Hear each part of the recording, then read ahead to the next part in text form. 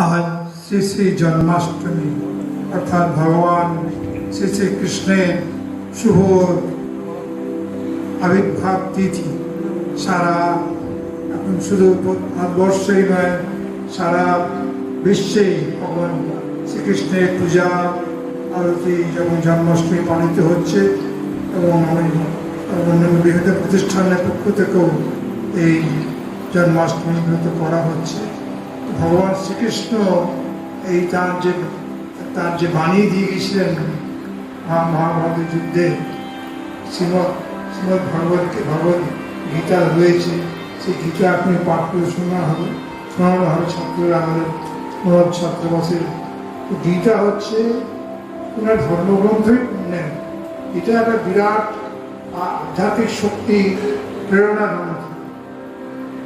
শ্রী শ্রী ভগবান শ্রীকৃষ্ণ আজ প্রায় 1000 বছর পূর্বে যখন চারিদিকে ঘোর তমস্যা অন্ধকারময় জগৎ, তখনকার দিনে ভারতবর্ষে এই যে নতুন ভাবনা প্রেরণা হাজার হাজার মানুষকে উদ্বুদ্ধ করার জন্য চেতনা ভগবান শ্রীকৃষ্ণ জাগিয়েছিলেন।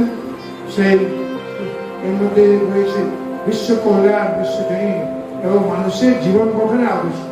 মানুষকে চলতে হবে সারা জীবন, তার আদর্শ রয়েছে এর মধ্যে নিহিত।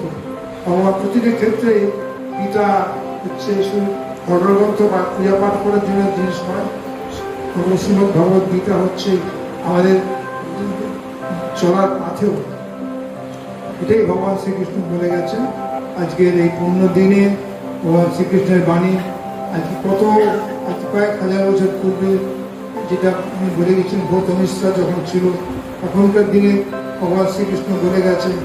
আজও তা অব্যাহত এবং অনুপ্রেরণা শুধু ভারতবর্ষ নয়, বিভিন্ন রাষ্ট্রনায়করাও গীতা পড়ছে এবং এতে উদ্বুদ্ধ।